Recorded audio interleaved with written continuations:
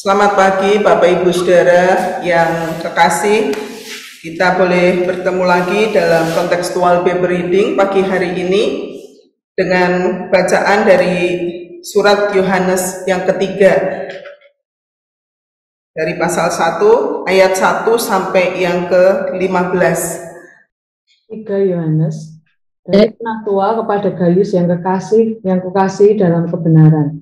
Saudara-saudaraku yang kekasih, aku berdoa, semoga engkau baik-baik dan sehat-sehat saja dalam segala sesuatu, sama seperti jiwamu baik-baik saja. Sebab aku sangat bersukacita ketika beberapa saudara datang dan memberi kesaksian tentang hidupmu dalam kebenaran, sebab memang engkau hidup dalam kebenaran. Bagiku tidak ada sukacita yang lebih besar daripada mendengar bahwa anak-anakku hidup dalam kebenaran.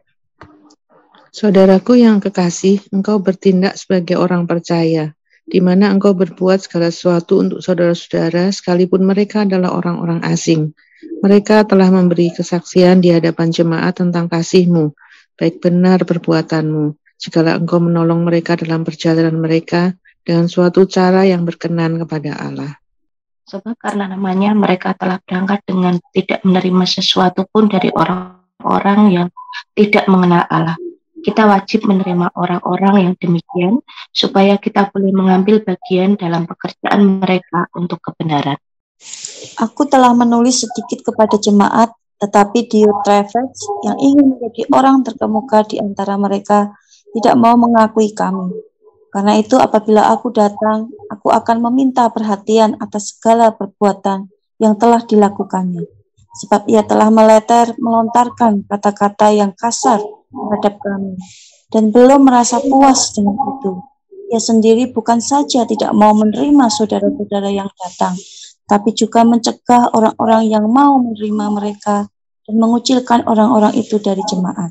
Saudaraku yang kekasih, janganlah meniru yang jahat, melainkan yang baik.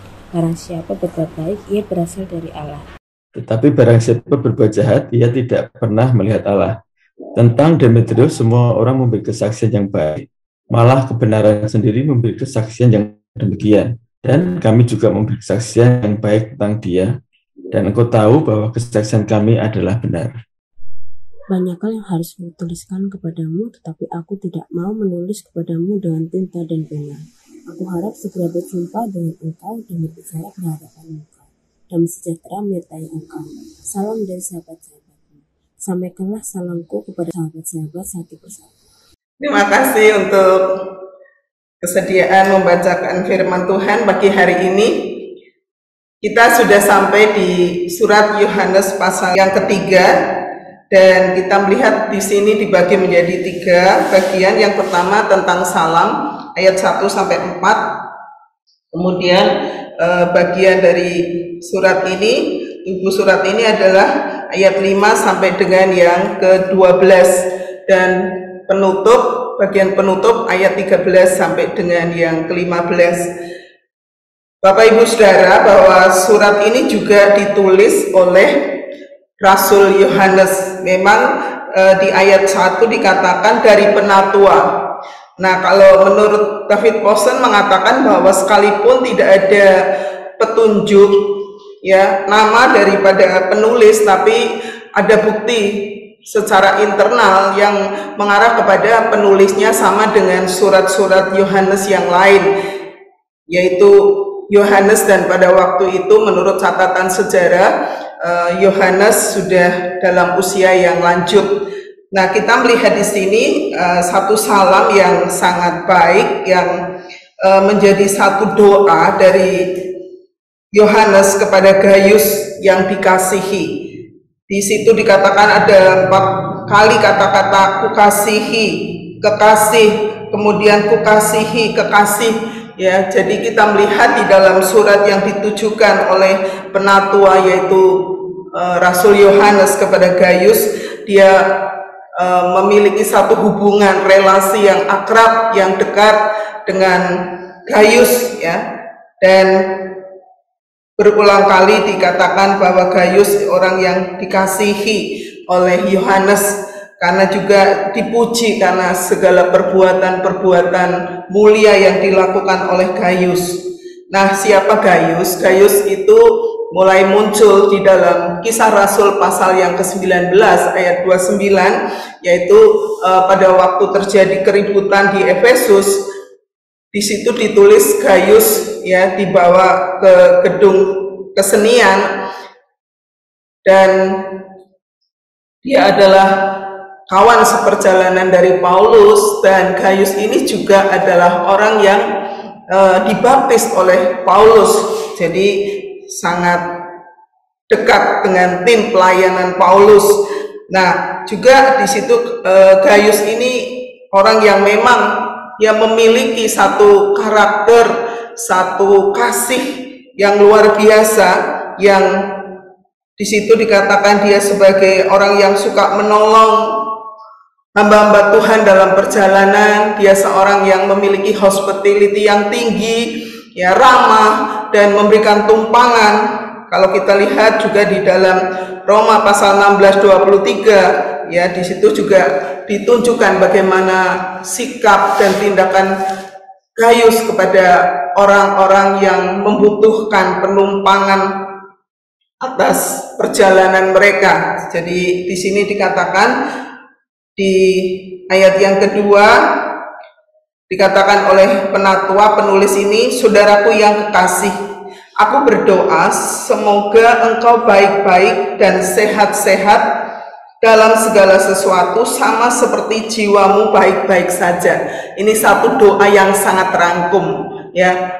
Di sini dikatakan penulis mengatakan supaya engkau baik-baik, sehat, ya, secara fisik sehat dan seperti jiwamu baik-baik saja. Nah, Neil Anderson mengatakan bahwa jiwa itu terdiri dari emosi, kehendak, dan juga pikiran. Nah, ada kaitan, ternyata ada kaitan yang sangat dekat antara kesehatan jiwa dan kesehatan tubuh. Kemarin saya membaca kesaksian dari satu mantan menteri di era Presiden Soeharto, ya, Insinyur Emil Salim, ya, yang berusia 90 tahun.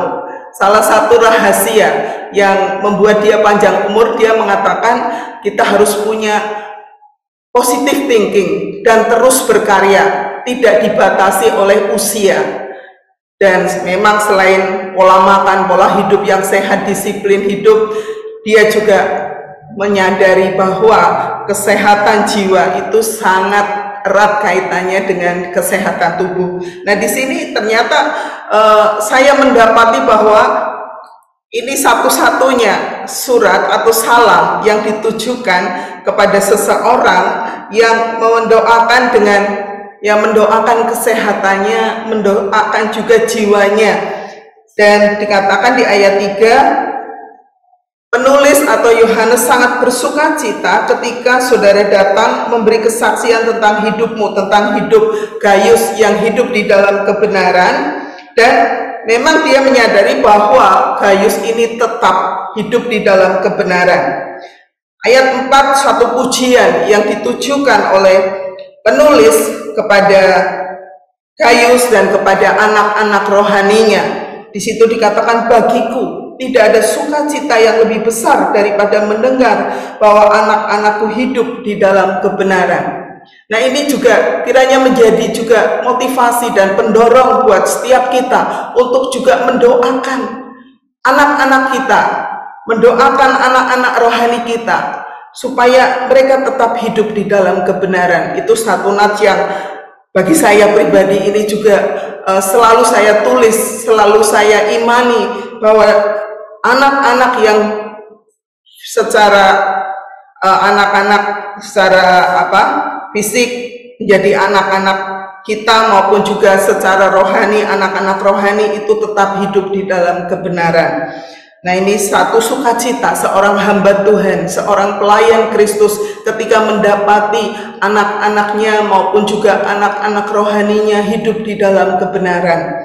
Nah, di dalam ayat selanjutnya, ayat 5 sampai yang ke-12, di sini dituliskan bagaimana tentang ada satu wujud kasih yang dilakukan oleh Gaius dan juga oleh anak-anak rohani daripada Yohanes. Di situ dikatakan, saudaraku yang kekasih, engkau bertindak sebagai orang percaya, di mana engkau berbuat segala sesuatu untuk saudara-saudara, sekalipun mereka adalah orang-orang asing. Nah, kita melihat bahwa salah satu wujud dari orang yang percaya, dia memperhatikan orang lain, dia berbuat segala sesuatu untuk saudara-saudara berdasarkan kasih.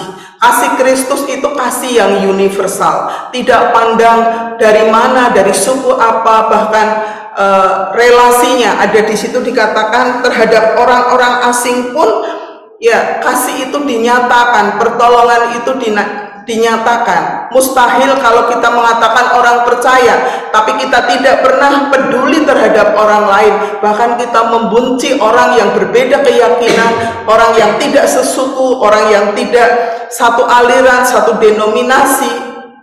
Itu hal yang mustahil. Sehingga Yohanes mengatakan, kalau kamu mengenal berasal dari Allah, ya kamu berbuat yang baik, berbuat kebaikan. Nah, di situ di ayat 6 juga dikatakan, mereka telah memberi kesaksian di hadapan jemaat tentang kasih-Mu.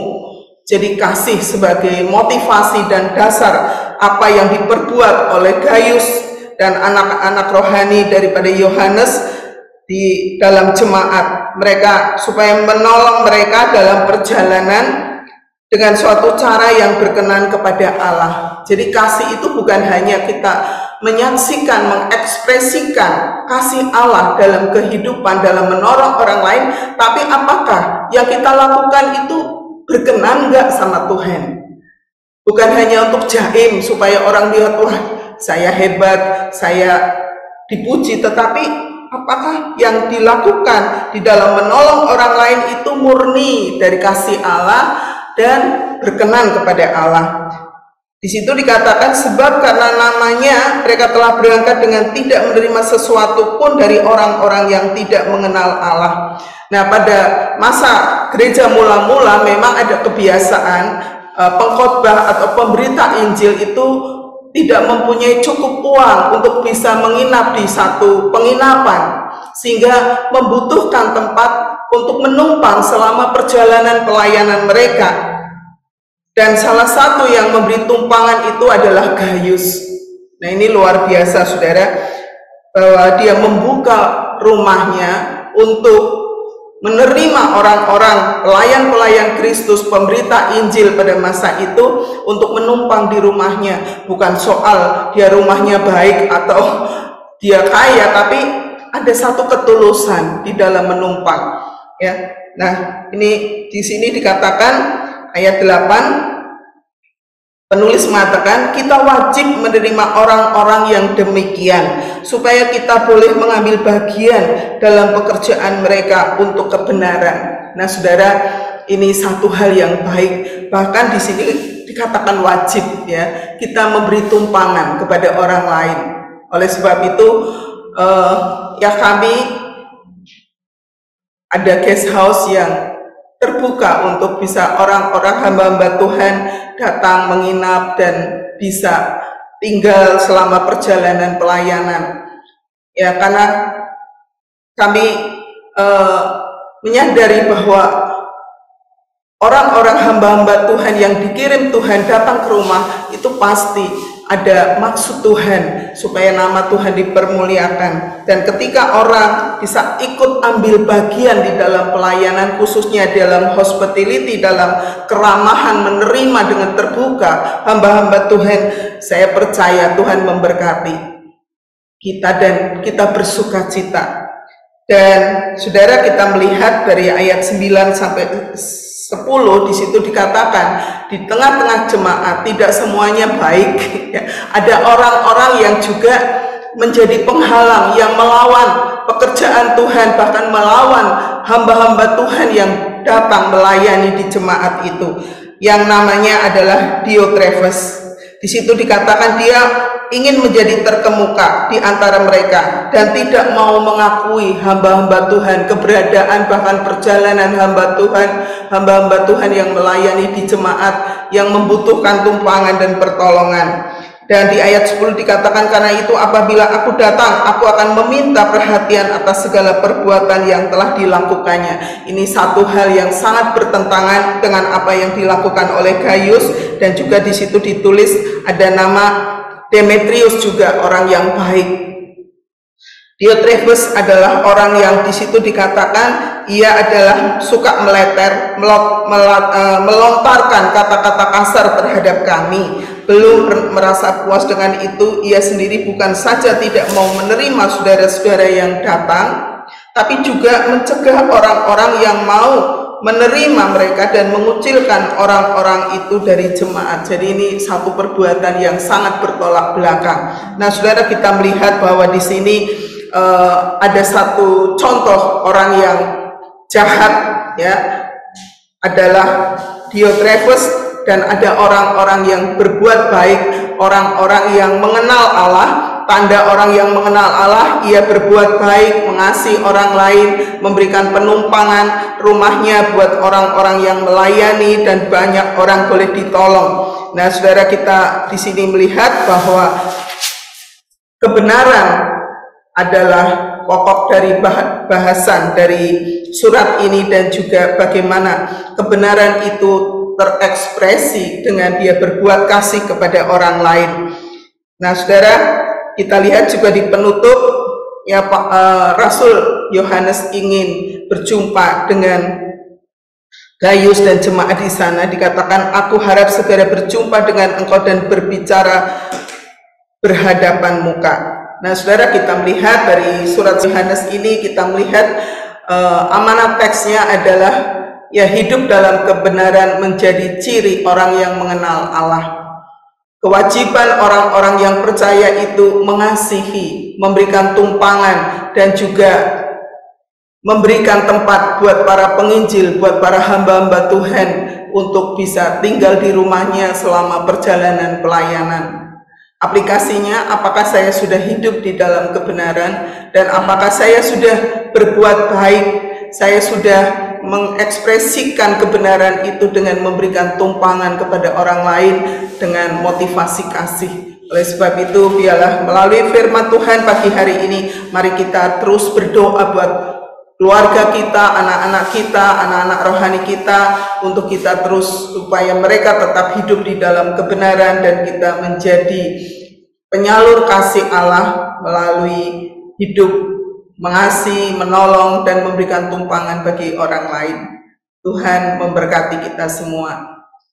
Mari kita merespon firman Tuhan pagi ini.